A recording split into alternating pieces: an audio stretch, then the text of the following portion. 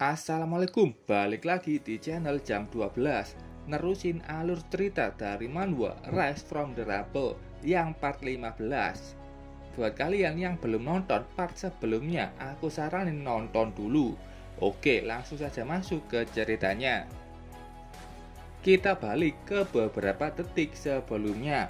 Feizu melihat kalau kalajengking armor biru sudah memasuki mode berserk. Apalagi dia menjadikan Zovan sebagai target utamanya. Saat itu ada Shadow Flash Blade Full From. 3 tebasan kuat dari Zovan berhasil memotong satu capit monster. Kata Zovan, "Monster, ayo kita lakukan ronde selanjutnya." Firefox kembali terkejut, bukankah Zovan sudah kehabisan energinya? Zovan dengan percaya diri menantang monster itu. "Ayo sekarang, kita lihat apakah kau masih bisa berdiri setelah ku potong tubuhmu lagi." Monster ini sangat marah dengan kelakuan Zovan yang juga mengincar artefaknya. Melihat monster itu sudah maju, Zovan dengan mudah menahan serangannya. Sekarang Zovan sudah berada di tingkat intermediate warlord dan kekuatannya pun sudah lebih kuat. Dia sudah yakin bisa menangani B-rank Monster King. Tim Firefox bingung bagaimana Zovan yang sebelumnya kehabisan energi bisa bertarung secara imbang melawan Monster King. Apakah dia menyembunyikan kekuatannya? Kata Feizu, itu tidak mungkin.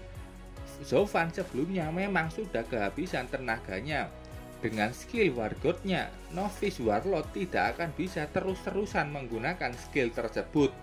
Jadi kesimpulannya kenapa bisa seimbang? Karena Zovan sudah menerobos ke tingkat intermediate Warlord.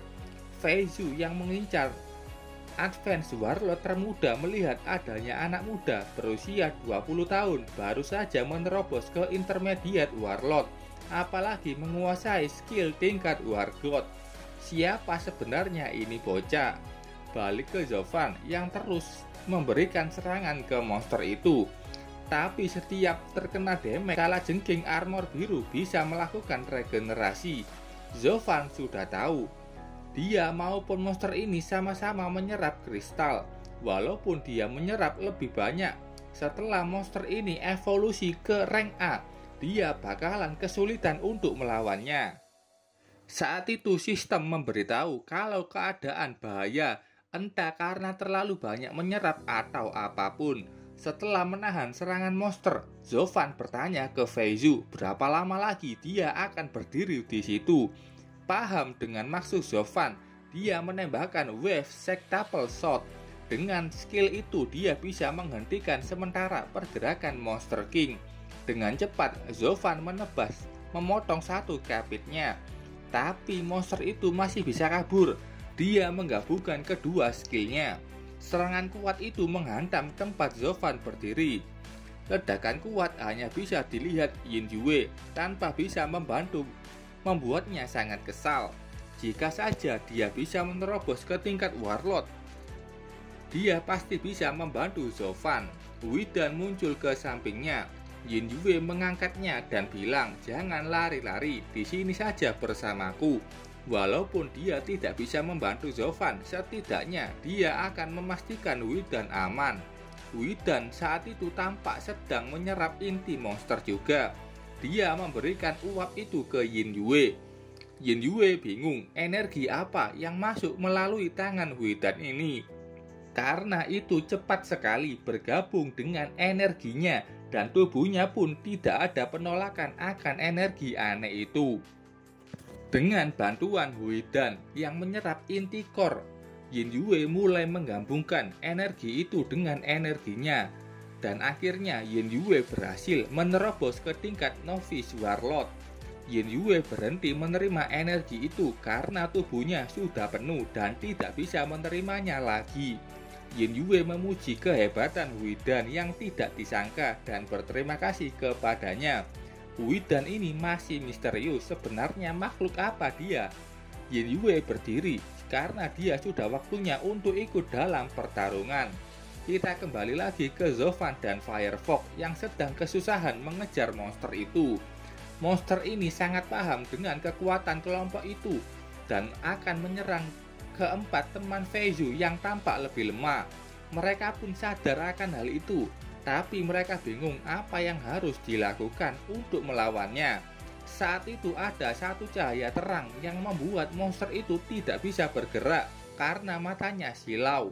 Fei Zhu yakin ini pasti skill pedang eksklusif dari keluargamu yang hanya bisa digunakan saat di tingkat Warlord. Yin Yue datang ke sana dan bilang, "Aku akan membantu pertarungan." Di sini Fei Zhu mengatakan kalau ada rumor tentang Tuan Putri keluargamu untuk menuju ke tingkat Warlord sebenarnya masih butuh waktu agak lama.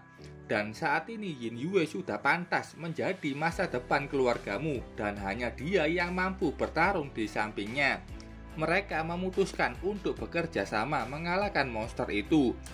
Fei Zhu langsung memulai serangannya dengan wave non-lethal shot. 8 anak panah meluncur dan membentuk jaring mengikat pergerakan monster itu. Saat mau kabur ada Yin Yue yang menggunakan Sunbeam Flash.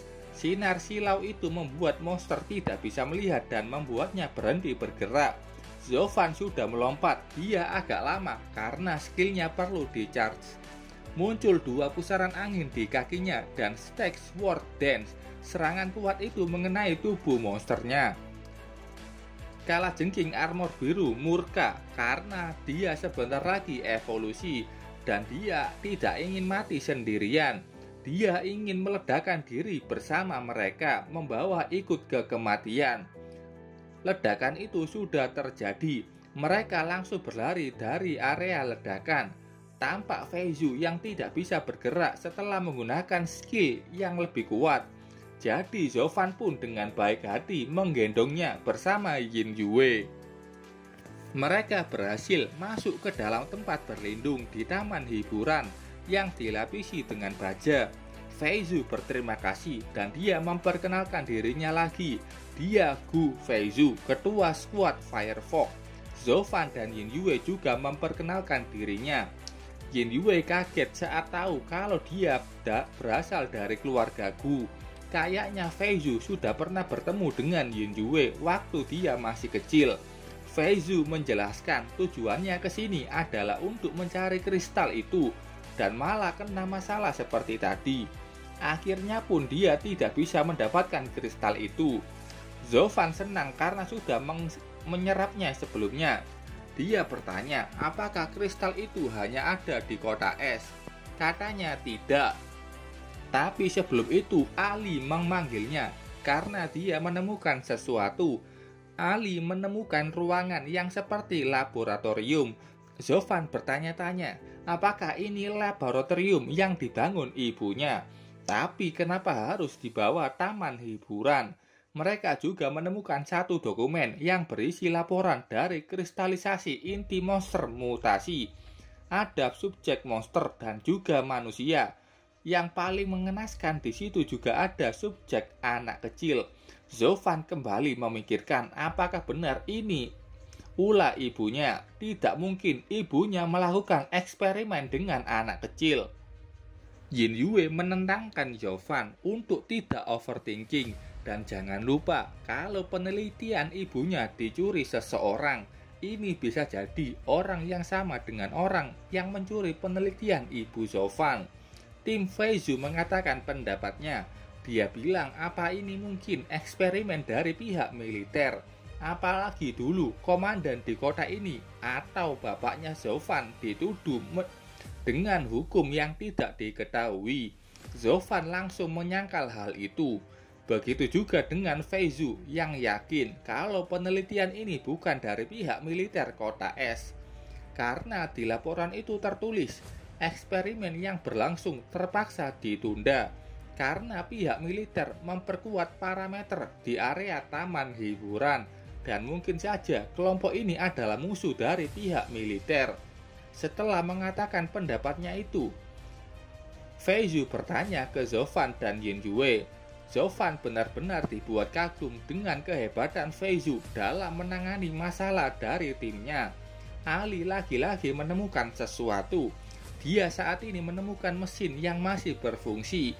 Ini adalah mesin untuk menyerap inti monster yang mengkristal.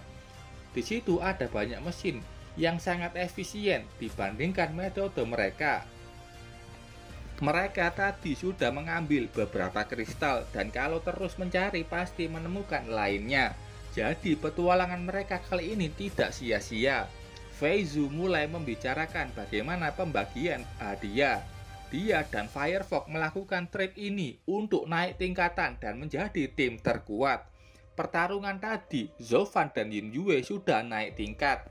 Jadi keduanya tidak butuh kristal lain. Biarkan Firefox yang memilikinya. Sebagai gantinya, mayat kalajengking sayap biru barusan jadi milik Zofan dan Yin Yue. Terlebih, Fei Zhu sudah tahu keduanya ke jurang monster untuk mencari sesuatu yang lain. Firefox bersedia membantu mereka. Zofan dan Yin Yue tidak keberatan dengan itu, karena dia tadi sudah mendapat penyerapan yang banyak dan malah dapat mayat monster rank B. Sementara itu, di sebuah terowongan, terlihat ada kalajengking sayap biru dengan ukuran kecil membawa bola merah. Ini kayaknya inti monster. Dia harus melaporkan tentang barusan dan menghabisi hama itu. Saat itu muncul wujud yang kita kenal dengan nama Huidan. Dia menangkap serangga kecil itu. Sekali tekan dari kakinya, serangga itu langsung mati. Huidan langsung menyerap inti monster itu dan muncul tanduk kecil di dahinya. Apa kabar Paman Hong? Sudah lama tidak kelihatan. Dia masih saja berurusan dengan kalajengking armor biru rank A.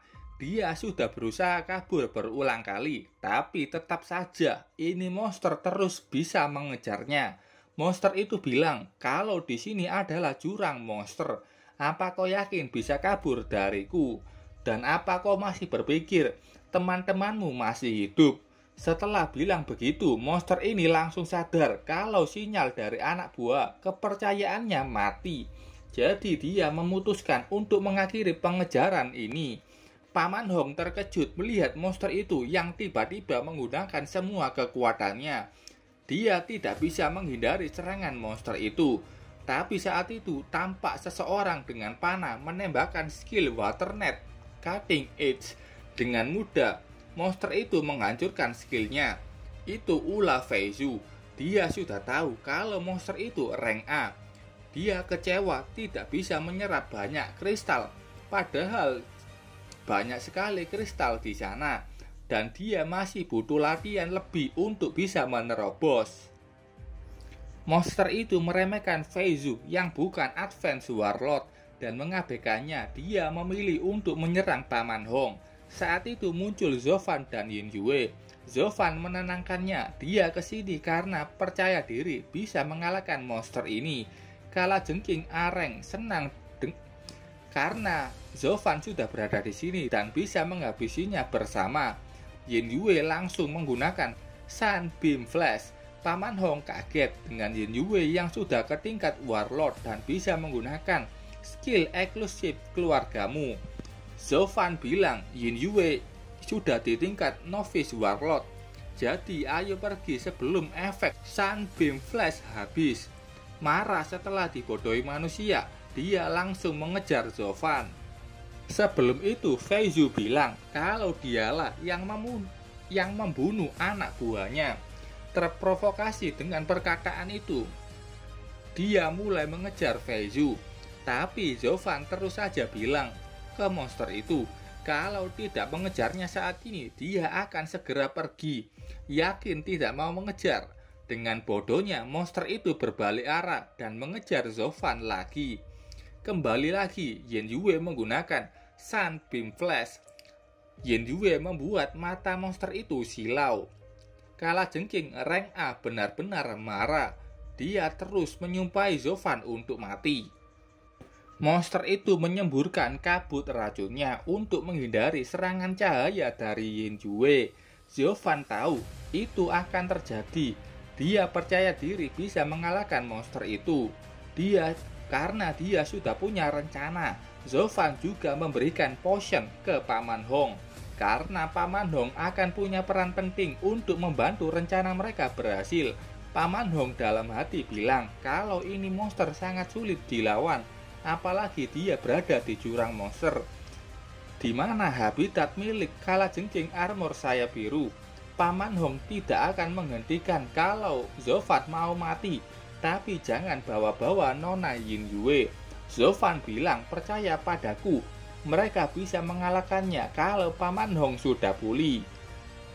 Akhirnya Paman Hong diberitahu kalau Zofan sudah naik tingkat ke Intermediate Warlord dan Yin Yue sudah di Novice Warlord. Apa yang terjadi dengan waktu singkat saat mereka terpisah? Zofan terus lari sampai tiba di satu lokasi yang tampak banyak sekali cermin di sana. Setelah sampai di sana, Zofan bertanya bagaimana pemulihan Paman Hong. Katanya dia sudah pulih dan bertanya apa rencana Zofan. Kata Zofan, Paman Hong hanya perlu membuat sibuk monster itu, tapi dia tidak bisa mengatakan detailnya sekarang, karena monster itu sudah sampai di situ. Saat itu ada satu anak panah yang menembus cangkangnya dan meledak. Feizu juga sudah sampai di sana. Katanya, selama dia cukup dekat dengan wave explosion bisa memberikan damage ke monster itu. Paman Hong yang melihat Feizu kagum karena bisa menembus armor monster itu dan dia kayaknya kenal dengan wanita ini. Monster itu bilang kalau akan kesusahan bertarung di udara karena adanya serangan cahaya dan panah milik Feizu. Monster itu pun memutuskan untuk turun ke daratan. Yin Yue segera mundur. Mereka bersiap melawan monster rank A. Mereka bingung kenapa monster itu tampak tenang. Katanya, apa kalian pikir bisa mengalahkan? Karena sudah mengetahui titik lemahku. Aku adalah pemimpin dari ras dan salah satu yang terkuat di jurang monster. Aku akan perlihatkan bentuk sejatiku. Kalajengking berubah bentuk. Tubuhnya lebih besar dan banyak duri-duri di seluruh tubuhnya. Paman Hong bilang ini adalah bentuk kedua yang digunakan untuk bertarung di daratan. Paman Hong memperingati Zofan tentang rencananya.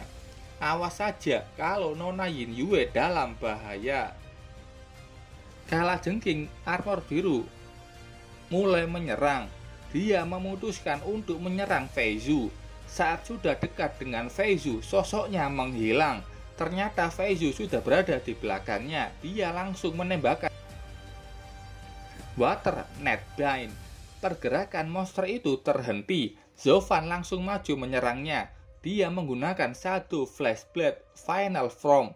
Serangannya sudah terkena, tapi itu hanya membuat retakan kecil di cangkang kalajengking armor biru. Padahal dia sudah menggunakan seluruh energinya. Menerima serangan itu, monster itu tampak kecewa karena dia mengira Zofan kuat, tapi ternyata hanya segini kekuatannya. Saat itu Paman Hong membantu menyerang. Dengan api ungu, dia memberikan serangan itu ke monster. Zofan memuji kekuatan Paman Hong yang di tingkat Advanced Warlord. Monster itu masih baik-baik saja setelah terkena serangan kuat itu. Mereka tidak percaya seberapa kuat armor yang dimiliki monster ini. Kalajengking armor biru meningkatkan kekuatannya. Apa manusia bodoh itu berpikir, areaku ini hanya pajangan. Sekarang pertarungan sebenarnya dimulai. Oke, sampai sini dulu ceritanya. Maaf kalau gantung. Aku akan lanjutin di part selanjutnya. Terima kasih buat kalian yang sudah menonton videonya sampai selesai. Salam jam 12.